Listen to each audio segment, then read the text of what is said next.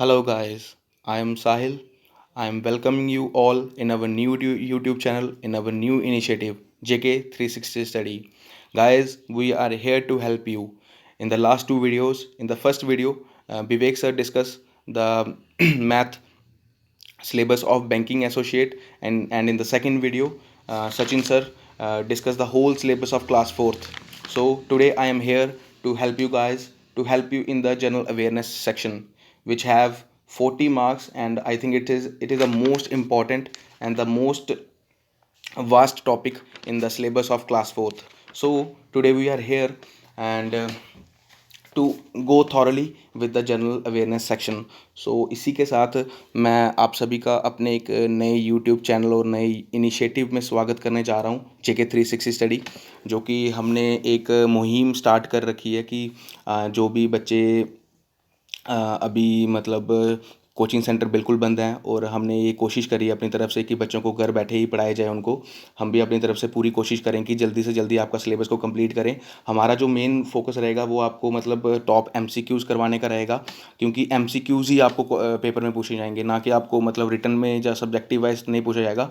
आपको सिर्फ एमसीक्यूज़ पूछे जाएंगे. और इसमें सबसे बड़ी इंपॉर्टेंट बात यह है कि आपको मतलब फैक्चुअल नॉलेज रखना बहुत ज़रूरी है, specially in the case of general awareness. जैसे कि आप मैथ की बात करोगे तो उसको भी आपको मतलब डीपली पढ़ना पड़ेगा, बेसिक पॉइंट क्लियर करने पड़ेंगे. लेकिन जो जनरल अवेयरनेस है, इसमें आपको बेसिक क्लियर करने की कोई ज़रूरत नहीं है. इसमें सिर्फ आपको फैक्ट्स को ज़्यादा रखना पड़ेगा. जितनी बार आप पढ़ोगे उतनी बार आपको मतलब ज़्यादा रिटेन रहेगा दिमाग में. सो इसमें आपको कंसेप्चुअल जाने की कोई ज़रूरत नहीं है, आपको जस्ट फैक्ट्स पढ़ने हैं जो कि आपको पूछे जाएंगे. तो इसलिए मैं आज अपने हमारे एक नए यूट्यूब चैनल जेके 360 स्टडी में वेलकम कर रहा हूँ. So let's go to the topic. तो हमारा जो आज का टॉपिक रहेगा वो है कि हम जनरल अवेयरनेस एंड साइंस के टॉपिक को थॉरली स्टडी करें.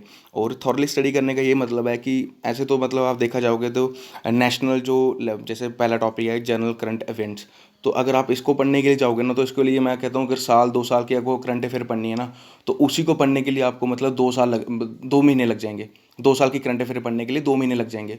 सो इसलिए मैं आज आपको इस वीडियो में ये बताऊंगा कि आप मतलब जो टॉपिक है उसको किस तरह से पढ़ोगे, कौन सी चीज़ उसमें इंपॉर्टेंट है. जैसे इंडियन हिस्ट्री दे रखा है, तो इंडियन हिस्ट्री खुद में ही एक सब्जेक्ट है. तो आप अगर इंडियन हिस्ट्री को पढ़ने जाओगे तो उसको ही आपको 4 महीने लग जाएंगे. लेकिन मैं आपको यहाँ पे हेल्प करूँगा कि आपको क्या क्या पढ़ना है, कितना पढ़ना है, और कौन सी चीज़ आपके एग्ज़ाम के रिलेटेड इंपॉर्टेंट है. So let's start with the topic जिसका नाम है जनरल अवेयरनेस एंड साइंस. सबसे पहले तो आपको दिख रहा होगा कि 40 मार्क्स का वेटेज रखता है ये टॉपिक. सो लास्ट वाले जो हमने 3 देखे वो तो 20 20 20 60 हो गए, और 40 का ये 40 का मतलब ये सबसे ज़्यादा वेटेज रखने वाला टॉपिक है. सो इसी के साथ ये सबसे ज़्यादा इंपॉर्टेंट भी हो जाता है हमारे लिए कि हम इसको ज़्यादा टाइम दें. सो पहला जो आप देख रहे हो जनरल करंट इवेंट्स और नेशनल लेवल के. नेशनल लेवल मतलब कि एक इंटरनेशनल लेवल होता है, एक नेशनल लेवल होता है, एक स्टेट लेवल होता है. लेकिन हमको अपने आप को मतलब सेफ रखने के लिए हमको नेशनल लेवल के भी पढ़ने हैं और स्टेट लेवल के भी पढ़ने हैं, क्योंकि आप JNK का पेपर दे रहे हो तो आपको स्टेट का भी थोड़ी बहुत नॉलेज होना ज़रूरी है. और नेशनल लेवल के लिए आपको मैं कोई बुक तो सजेस्ट नहीं करूँगा, maybe in the later videos में आपको कोई बुक बताऊं जिसको आप पढ़ोगे तो मे बी उसमें से आपके क्वेश्चन बन सकते हैं. लेकिन फिर भी मैं कोशिश करूंगा कि यहाँ पे आपको पढ़ाया जाए. और नेशनल लेवल में भी आपको मतलब कुछ इंपॉर्टेंट टॉपिक जैसे जो भी अवार्ड्स मिलते हैं, जैसे राजीव गांधी खेल रत्न अवार्ड इस बार रोहित शर्मा को मिला है, ये इंपॉर्टेंट है. मतलब इस तरह के छोटे छोटे जो टॉपिक्स होते हैं ना, इनको आपको कवर अप करना है. और जैसे स्पोर्ट्स में आपने देखा राजीव गांधी खेल रत्न अवार्ड रोहित शर्मा को मिला, देन उसके बाद आप देखोगे कि नेशनल लेवल पे जैसे मतलब कोई अपनी नई स्कीम आई है, तो जैसे आत्मनिर्भर भारत एक नई स्कीम लॉन्च कर रही है गवर्नमेंट ऑफ इंडिया, तो आपको आयुष्मान भारत जो कि हेल्थ के रिलेटेड है. तो इस तरह के छोटे छोटे टॉपिक और छोटी छोटी चीज़ों को आपको ध्यान रखना है. तो इस तरह के क्वेश्चंस आपके बन सकते हैं. और जो कि अब हमारा नेक्स्ट टॉपिक है स्पोर्ट्स के रिलेटेड. स्पोर्ट्स में गाइस आपको ज़्यादा मतलब कुछ पढ़ने की ज़रूरत नहीं है, लेकिन फिर भी जो दे रखा है, जैसे मतलब आपको हिस्ट्री पता होना चाहिए. जैसे ओलंपिक्स के बारे में आप पढ़ोगे, उसका मतलब फाउंडर कौन था, गवर्निंग बॉडी कौन है, और इसका मतलब हेडक्वार्टर कहाँ पे है, और नेक्स्ट ओलंपिक्स कहाँ होनी है. ये मतलब ये वाला टॉपिक बहुत ज़्यादा इंपॉर्टेंट रहता है कि जो अभी आगे होने वाले जो ओलंपिक है ना स्पोर्ट्स में, तो उसको आपको ध्यान में रखना है. जैसे ओलंपिक का मोटो क्या है, तो इस तरह की चीज़ों को आपको ध्यान में रखना है। जैसे मतलब आपको पता होना चाहिए क्रिकेट में, जैसे आपको पता है कितने प्लेयर्स होते हैं, 11। बैडमिंटन में तो इस तरह की चीज़ें आपको पढ़ना ज़रूरी है। जैसे मतलब आपको पता होना चाहिए कि कौन सी टूर्नामेंट्स इंपॉर्टेंट है आपके लिए। जैसे मतलब आप देखते हो टेनिस में ऑस्ट्रेलियन ओपन हो गया, फ्रेंच ओपन हो गया, यूएस ओपन हो गया, तो इस तरह की चीज़ें आपको पढ़ना, और इसी को आपने करंट अफेयर के साथ भी रिलेट करना है। मोस्टली होता गया कि आपको करंट अफेयर से रिलेटेड ही क्वेश्चन पूछते हैं। वो पूछेंगे आपसे कि यूएस ओपन इस बार किसने जीता, कौन विनर है, कौन रनर है। तो इस तरह की चीज़ों को आपको पढ़ना ज़रूरी है। और स्पेशली जो इंडिया में स्पोर्ट्स रहते हैं ना, जैसे हॉकी पूछ सकते हैं, देन उसके बाद स्टेडियम के बारे में पूछ सकते हैं, इंडिया में क्रिकेट का स्टेडियम कौन सा है। और ये भी पूछ सकते हैं कौन सी मतलब राजीव, जैसे सपोज करो कि रणजी ट्रॉफी होती है, वो पूछ सकते हैं कि किस गेम के रिलेटेड है। तो इस तरह की चीज़ें आपसे पूछी जाएंगी एग्जाम में। तो आप चिंता मत करो, ये सब कुछ आपसे आपके साथ हम शेयर करेंगे जल्दी। सो आपको बस मतलब फोकस रहना है, डिटर्मिनेशन रखनी है, बिल्कुल फोकस को हटाना नहीं है आपने। और नेक्स्ट हमारा टॉपिक है इंडियन कल्चर के बारे में पढ़ेंगे। इंडियन कल्चर ऑनेस्टली आपसे बोलूँ तो ज़्यादा इंपॉर्टेंट नहीं है, लेकिन फिर भी आपको इसमें थोड़े थोड़े जो चीज़ें हैं, जैसे हिंदुज़म के बारे में आपको पढ़ना पड़ेगा, उसमें जो टैक्सेस हैं, प्रोमिनेंट टैक्सेस हैं, उनके बारे में पढ़ना पड़ेगा। देन उसके बाद सिखिज़म हो गया, बुद्धिज़्म हो गया, जैनिज़्म हो गया। तो इस तरह के कुछ इंपॉर्टेंट रिलीजन हैं जिनके ऊपर आपको ध्यान देना पड़ेगा।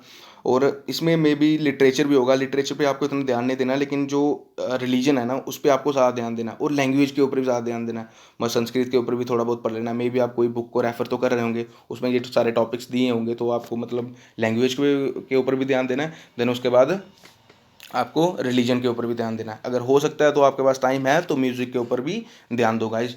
तो इस तरह के आपको इसी एंगल से आपको इसको कवर अप करना है। सो हमारा नेक्स्ट टॉपिक क्या है, इंडियन हिस्ट्री। सो गाइज, मैं जहाँ तक मुझे लगता है ये सबसे बड़ा टॉपिक है। मतलब अगर क्लास फोर्थ में देखा जाए ना, मैथ को भी छोड़ दो, इंग्लिश को भी छोड़ दो, ये अकेला टॉपिक इतना बड़ा है ना, अगर आप इसको देखोगे तो एक काफ़ी बड़ा टॉपिक है। लेकिन आपको बहुत प्रिसाइजली और बहुत सेफ हैंड से खेलना है। ऐसा नहीं कि आपको सब कुछ पढ़ना है, जो मिल रहा है आपको पढ़ लेना है, नहीं। कुछ इंपॉर्टेंट चीज़ें होती हैं, जैसे आपको एंशियंट हिस्ट्री में देखते होंगे इंडस वैली सिविलाइजेशन, उसमें से क्वेश्चन बनने के मैं कहता हूँ 101% चांसेस रहते हैं। जैनिज्म एंड बुद्धिज़्म जो कि एंशियंट हिस्ट्री में आता है, उसको भी पढ़ना आपने। तो मैं आपको बस ओवरऑल बता रहा हूँ कि आपको कौन से टॉपिक को कवर अप करना है। ऐसा नहीं है कि आप जो कुछ मिल रहा है आपको वो पढ़ना है। जैसे आपको पता है जो बुद्धिज़्म की काउंसिल्स हुई थी, 4 काउंसिल्स हुई थी, फर्स्ट सेकंड थर्ड, इनको आपने पढ़ना अच्छे से। कहाँ पे हुई थी, कौन सी टाइम में हुई थी, कौन से बीसी में हुई थी, तो इन सारी चीज़ों को आपको पढ़ना है। देन उसके बाद डायनेस्टी पे ज़्यादा ध्यान नहीं देना, लेकिन इसको पढ़ लेना आपने कि कौन सी डायनेस्टी किसने फाउंड की थी। ठीक है। अब मेडिवल पीरियड में भी देखोगे आप, मेडिवल पीरियड में आपको देखो दिल्ली सल्तनत पढ़नी है, जो कि काफ़ी ज़्यादा इंपॉर्टेंट है। और मेडिवल पीरियड में ही मुगल एम्पायर्स भी आए थे, और मुगल एम्पायर को भी आपने मतलब थॉरली पढ़ना है कि शाहजहां कौन था, जहांगीर कौन था, अकबर कौन था, और उनके जो इंपॉर्टेंट काम है ना। ऐसा नहीं कि मतलब उनका नाम क्या था, अकबर का कितने नाम थे, ये पढ़ना नहीं है आपको। अकबर कौन सी एज में मरा, ये भी नहीं पढ़ना आपको। आपको सिर्फ ये पढ़ना है कि अकबर ने कौन से काम किए, कौन सा रोड बनाया, देन उसके बाद उसके बेटे का क्या नाम था। तो इस तरह की चीज़ों को आपको पढ़ना है। और इवन आपको ये पढ़ना है कि जो हमारे ब्रिटिशर थे किसके टाइम पे आए थे, जहांगीर के टाइम में आए थे, या फिर शाहजहां के टाइम में आए थे। तो इस तरह की चीज़ों को आपको पढ़ना है, और ये थॉरली पढ़ना है। और इसको अपने रिवाइज भी करना है, क्योंकि ये फैक्ट वाली चीज़ें हैं, आपको याद रखने के लिए आपको बार बार रिवाइज करना पड़ेगा। ऐसा नहीं कि आपने एक बार पढ़ ली तो आपने छोड़ दी ना, आपको ये बार बार पढ़ना है, और इसी के साथ ही आपको रिटेन रहेगा। देन उसके बाद मराठास हैं, वो भी काफ़ी इंपॉर्टेंट रहेंगे।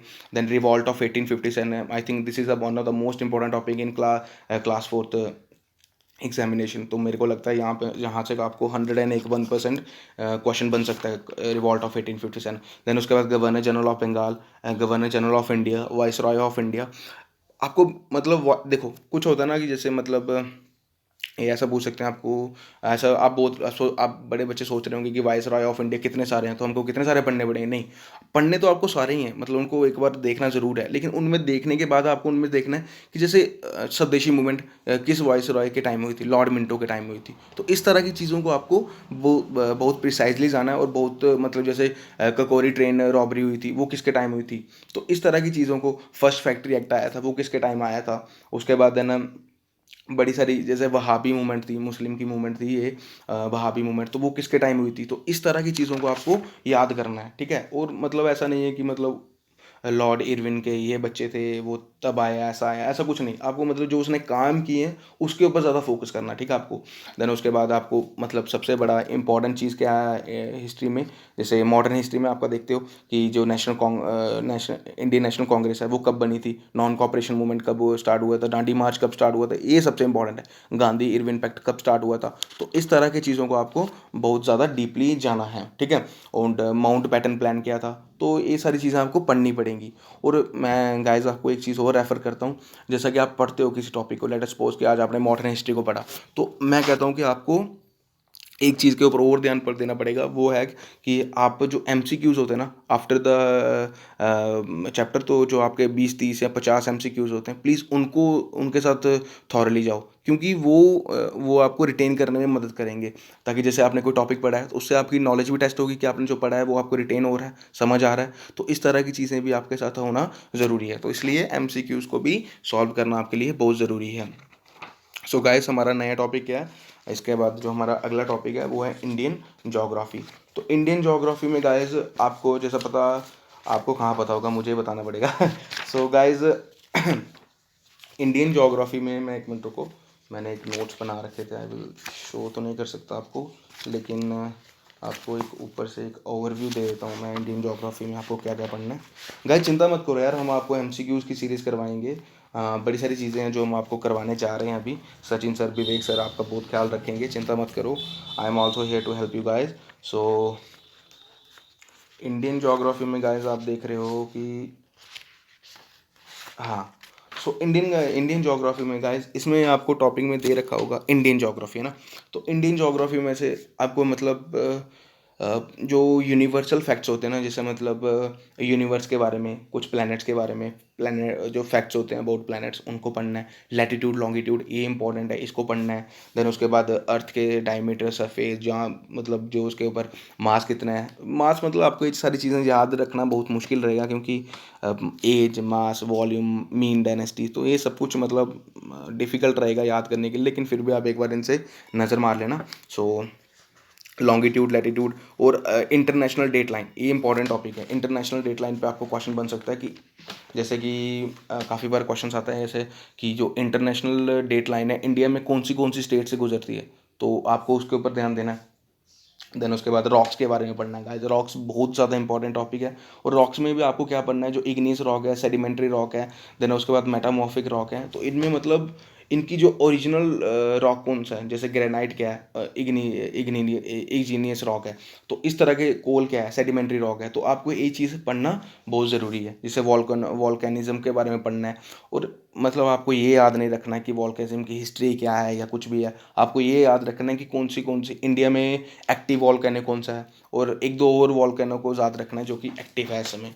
सो लैंडफॉर्म्स के बारे में इतना इंपॉर्टेंट नहीं है, लेकिन एटमॉस्फेरिक के बारे में आपको पढ़ना बहुत ज़रूरी है। जैसे मतलब ट्रोपोस्फेयर है, स्ट्रेटोस्फेयर है, मीजोस्फेयर है, आइनोस्फेयर है, एक्सोस्फेयर है, तो ये आपको पढ़ना बहुत ज़रूरी है। तो उसमें आपको पूछ सकते हैं कि ओजोन लेयर कौन से स्पेयर में मिलती है, तो वो स्ट्रेटोस्फेयर में मिलती है। तो इस तरह के क्वेश्चन आपके बनने बहुत लाजमी है। और जो कि लोकल विंड्स होती हैं वो आपको पढ़नी है, नेचर ऑफ विंड क्या रहता है, हॉट, ड्राई, ये सब कुछ पढ़ना है। साइक्लोन्स कौन से, जैसे मतलब आपको याद होगा, जैसे मतलब आपको क्या याद होगा, हुरिकेन्स, हुरिकेन्स मतलब कौन सी कंट्री, कौन सी मतलब कौन से एरिया में मतलब ये साइक्लोन चलता है, सैरेबियन सी में चलता है। देन टोर्नाडोज कहाँ चलते हैं, यूएसए में चलते हैं। तो इस तरह के टॉपिक्स को आपको डीपली पढ़ना है और बार बार पढ़ना है इसको, ऐसा नहीं कि एक बार पढ़ लिया और छोड़ दिया। देन उसके बाद मिनरल्स ऑफ द वर्ल्ड पढ़ने हैं आपको। और सबसे इंपॉर्टेंट है कि लीडिंग प्रोड्यूसर कौन सी है, मतलब जो जैसे सपोज करो जो टी है, टी में कौन सी कंट्री लीड कर रही है अभी, तो चाइना। तो मतलब राइस में कौन सी कंट्री लीड कर रही है, तो चाइना। तो इंडिया किस में लीड कर रही है, जैसे आपने इंडिया में अगर आपको इंडिया में पूछा जाएगा कि कौन सी स्टेट इंडिया में सबसे ज़्यादा राइस को प्रोड्यूस करती है, तो वो वेस्ट बंगाल है। तो इस तरह के टॉपिक को, पल्सेस कौन करती है, मध्य प्रदेश है। तो इस तरह के टॉपिक को आपको पढ़ना बहुत ज़रूरी है। और मतलब इसी में से आपके क्वेश्चन आएंगे यार, आप सोच रहे होंगे गाइस कहीं पता नहीं कहाँ से क्वेश्चन आ जाएंगे, नहीं, आपको इसी में से क्वेश्चन आएंगे। और जो कि इंडियन जोग्राफी है ना, वर्ल्ड जोग्राफी से ज़्यादा इंपॉर्टेंट है इंडियन जोग्राफी। और इंडियन जोग्राफी में ना आपको में से वाटरफॉल पढ़ने हैं, देन उसके बाद रिवर्स, उनका मतलब कहाँ से स्टार्ट हुई, कौन सी रिवर पे कौन सा प्रोजेक्ट है, क्योंकि यार ये फैक्चुअल है ना, तो आपको ये सब कुछ पढ़ना पड़ेगा बार बार। आपको ये मतलब कंसेप्ट नहीं पढ़ना है कि इसका क्या मतलब है, ये कैसे बना, क्यों बना, इसका फ्यूचर में क्या फ़ायदा है, इस तरह के टॉपिक्स को आपको बिल्कुल भी नहीं पढ़ना है। आपको सिर्फ फैक्चुअल डाटा को याद रखना है और इंपॉर्टेंट लेक्स कौन सी हैं, देन उसके बाद और सबसे ज़्यादा इंपॉर्टेंट मैं कहता हूँ कौन सी कंट्री के साथ हमारी कौन सी स्टेट शेयर कर रही है बॉर्डर। जैसे सपोज करो अगर आपसे पूछा जाएगा कि पाकिस्तान के साथ कौन सी स्टेट, इंडिया की कौन सी स्टेट बॉर्डर शेयर कर रही है, तो उसमें जम्मू एंड कश्मीर सबसे पहले आता है, then Punjab, then Rajasthan, then Gujarat. तो आपको मतलब ये चीज़ें मतलब आपको दिमाग में बिठानी पड़ेंगी। और मैं कहता हूँ अगर आपको मैप की थोड़ी बहुत नॉलेज है ना, तो आप पेपर में बैठ के भी इसको ईजिली जज कर सकते हो, ईजिली मतलब आंखें बंद करके आराम से इसको सोच के आंसर को लगा सकते हो। देन उसके बाद भूटान के साथ कौन सी स्टेट बॉर्डर शेयर करती है। तो ये सारी की सारी चीज़ें बहुत ज़्यादा इंपॉर्टेंट है गाइस, तो आपको इनके साथ पढ़ना है। देन उसके बाद मिनरल रिसोर्सेज ऑफ इंडिया, कौन सी कंट्री में ज़्यादा मिनरल्स हैं। और सबसे इंपॉर्टेंट है कि जो क्रॉप्स हैं, क्रॉप्स जैसे मतलब कि यूट, सिल्क, कॉफ़ी, रबर, टी, तंबाकू, पेपर, तो इस तरह के कोकोनट, तो इस तरह के सारे मतलब जो भी क्रॉप्स हैं उनको भी आपको एक बार पढ़ना है। और इसमें पढ़ने की क्या आपको मतलब इंपॉर्टेंट है, ये नहीं पढ़ना कि किस हालात में इनको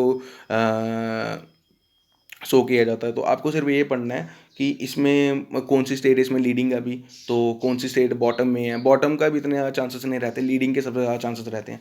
तो लीडिंग का आपको बिल्कुल ध्यान रखना है। इवन अगर आप नेट यूज़ करके उसको पता कर सकते हो कौन सी स्टेट लीडिंग में है, तो वो भी आपके लिए एक नोट्स बनाओ, अच्छे से प्रॉपर नोट्स बनाओ, जो कि आपको एंड टाइम में मदद करेंगे, जिसमें आप रिवाइज करोगे तो वो आसान रहेगा आपके लिए। सो ट्रांसपोर्टेशन इन इंडिया, ये इंपॉर्टेंट है। रेलवेज, रेलवे में आपको मतलब रेलवे में गाइज क्या इंपॉर्टेंट है, करंट अफेयर के साथ रिलेटेड है यार। मैं कहता हूँ जो भी आप टॉपिक पढ़ते हैं ना, कोशिश उसको यही करनी है कि आपको करंट के साथ कितना रिलेट कर पा रहे हो। जैसे रेलवे की बात करें तो वो पूछ सकते हैं कि अभी हाईएस्ट टनल कौन सी है इंडिया में, हाई मतलब लॉन्गेस्ट टनल कौन सी है, हाईएस्ट अल्टीट्यूड पे कौन सी टनल है। तो इस तरह के टॉपिक जो लेटेस्ट मतलब करंट अफेयर अपडेट्स हो रही है ना, उस पर ऊपर आपको ज़्यादा ध्यान देना है। और इंपॉर्टेंट नेशनल हाईवे, और हाईवे भी मैं कहता हूँ कि जो इंपॉर्टेंट अपडेट्स हो रही है ना करंट अफेयर में, उसको उसके साथ रिलेट करो कि NH 44 पे कौन सी टनल बनी, ये इंपॉर्टेंट रहेगा आपके लिए। अगर आप पूछोगे ना, ऐसा पूछेंगे वो कि हाँ, अगर आप खुद सोचो यार, NH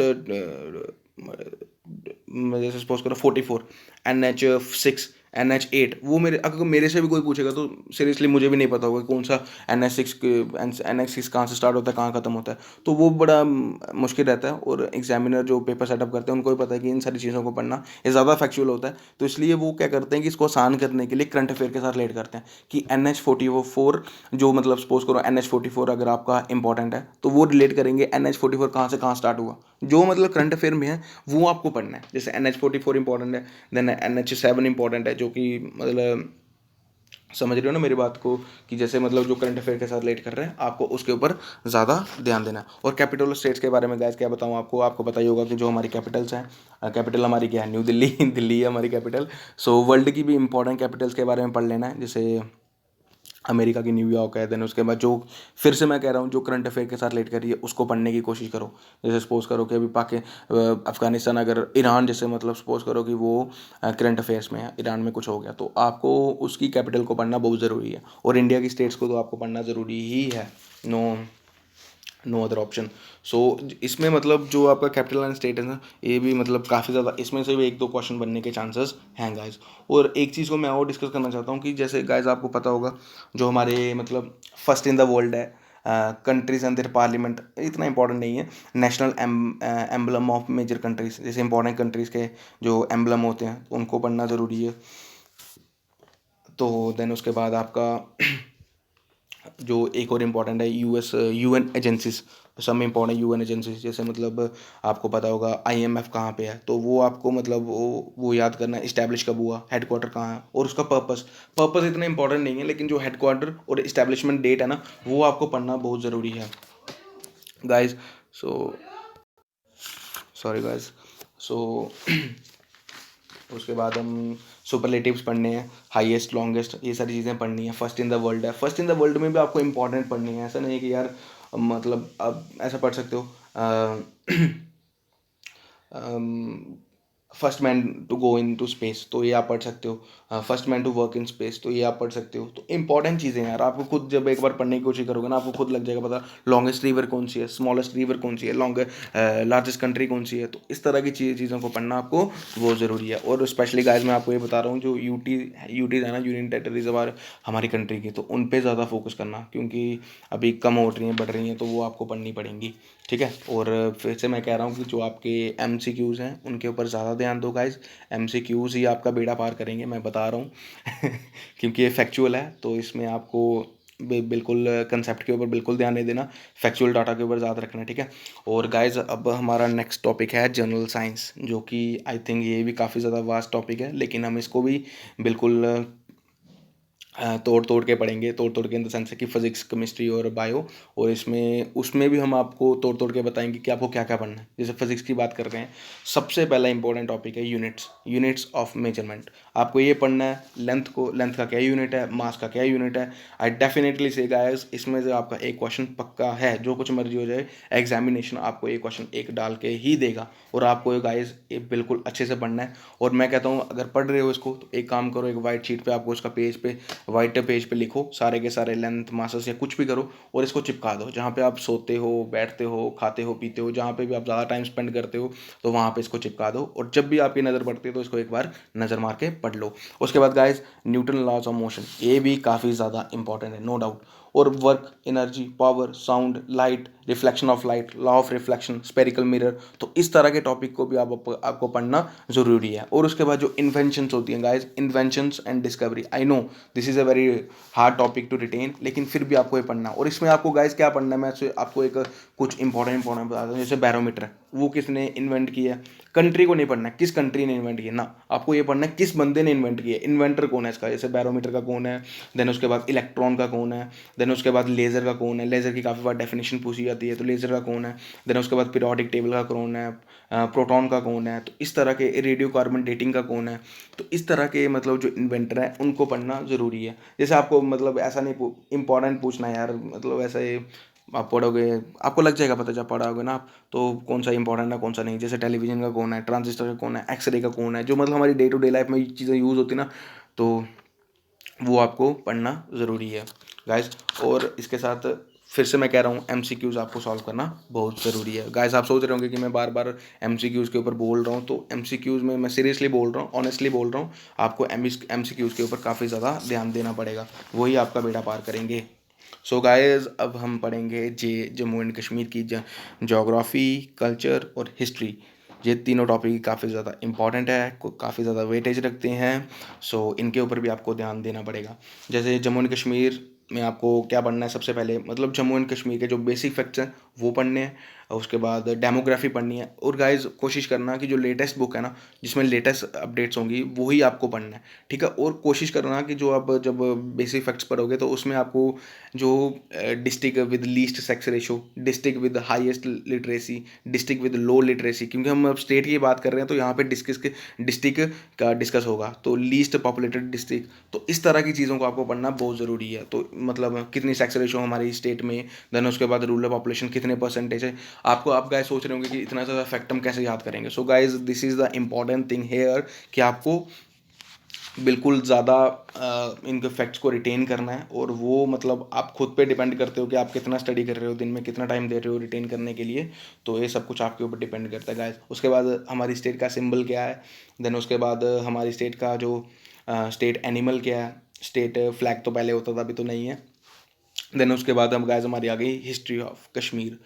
हिस्ट्री ऑफ कश्मीर में आपको गाइस कुछ इंपॉर्टेंट बंदे हैं जिनके बारे में आपको पढ़ना है। कल्हान हो गया, देन उसने कौन सी बुक लिखी थी, देन उसके बाद काराकोटा डायनेस्टी में आपको क्या पढ़ना है, मतलब कुशन एम्पायर मिलेगा, मयूर एम्पायर मिलेगा। तो ये सारे के सारे आपको पढ़ने हैं गाइस। सो मतलब I hope you are getting my point, कि आपको मतलब ज़्यादा डीपली जाने की कोई ज़रूरत नहीं है। जैसे आपको काराकोटा डायनेस्टी है, तो वो किसने फाउंड की थी, देन उसके बाद कौन सा मतलब चाइनीज़ पिलग्रिम था जो कि उस टाइम में विजिट किया था। तो इस तरह के टॉपिक को आपने अंडरलाइन कर लेना है। जैसे अवंती वर्मन ने कौन से मंदिर को इस्टेब्लिश किया था। तो इस तरह की चीज़ों को आपको पढ़ना है। ऐसा नहीं पढ़ना कि मतलब द किंग, मतलब जो इररिलेवेंट थिंग्स होती हैं, जैसे आप जैसे पढ़ोगे तो आपको समझ आ जाएगा चीज़ें कि किस चीज़ को अंडरलाइन करना है, किस चीज़ को अंडरलाइन नहीं करना है। देन उसके बाद मुस्लिम रूल आएगा, जिसमें शामी डायनेस्टी होगी, जैनुल अब्दीन हो गए, देन उसके बाद कुतुब उद्दीन हो गए। तो इस तरह के टॉपिक्स को आपको पढ़ना ज़रूरी है। चक डायनेस्टी होगी, मुगल डायनेस्टी इंपॉर्टेंट रहेगी क्योंकि उन्होंने काफ़ी ज़्यादा टाइम स्पेंड किया था यहाँ पे, तो उनका इंपॉर्टेंट है पढ़ना। जैसे डोगरा रूल हो गया, उनको भी पढ़ना इंपॉर्टेंट है। और कोशिश करना गाइज, अगर आपको नोट्स कहीं आप बना सकते हो, अगर आपके पास टाइम है तो नोट्स बनाओ, उसमें से आपको ईजिली रिटेन रहेगा। और कोशिश करना कि फैक्ट्स को लिखने का, ना कि कंसेप्ट। ऐसे मतलब आप वीडियो देखते हो कभी कभार, कहीं यूट्यूब पे वीडियो देखते हो तो आप पूरा का पूरा मतलब जो पढ़ा रहा है टीचर वही पूरा का पूरा लिख लेते हो, उससे कोई फ़ायदा नहीं होता गाइज।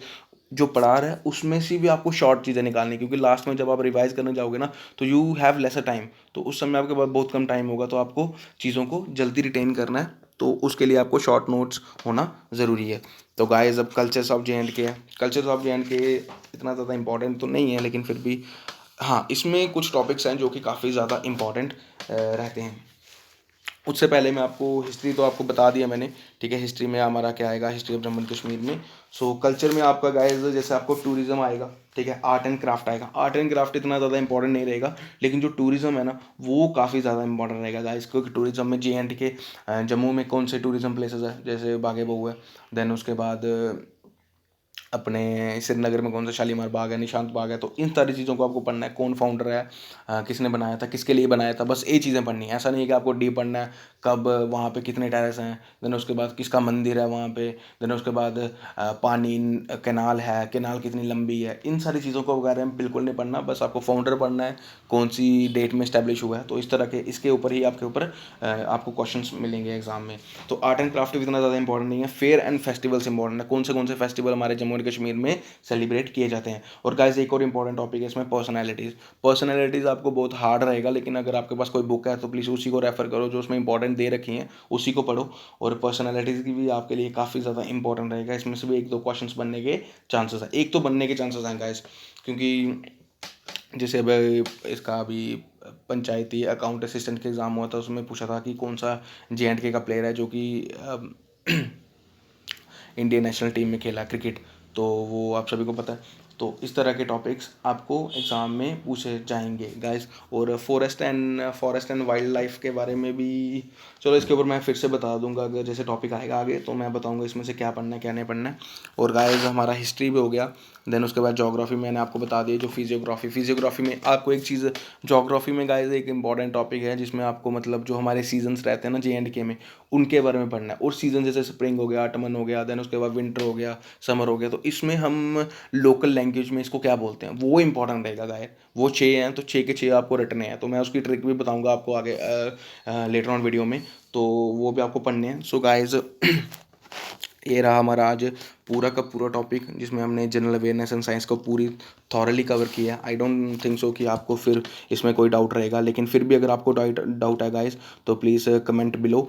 तो प्लीज़ इस चैनल को जितना शेयर हो सकता है उतना शेयर करो, सब्सक्राइब करो, वीडियो को लाइक करो। So guys this is our new initiative, please help us guys. जिस तरह से हम आपकी हेल्प करने के लिए आगे आए हैं, तो प्लीज़ आपका भी कुछ फ़र्ज़ बनता है, आपकी कुछ ड्यूटी बनती है कुछ, तो आप भी इस चैनल को जितना शेयर हो सकता है इतना करो अपने दोस्तों के साथ। और हमारा यही मोटिव है गाइस कि जो बच्चे अफोर्ड नहीं कर सकते फ़ीस, और जो मतलब बाहर जाने का ख़र्चा भी नहीं कर सकते, तो घर बैठे वो आराम से पढ़ सकें। और छोटा सा इनिशिएटिव है गाइस, तो आपको भी हमारी मदद करनी होगी। So guys thank you so much for watching this video. Have a good day guys, thank you so much.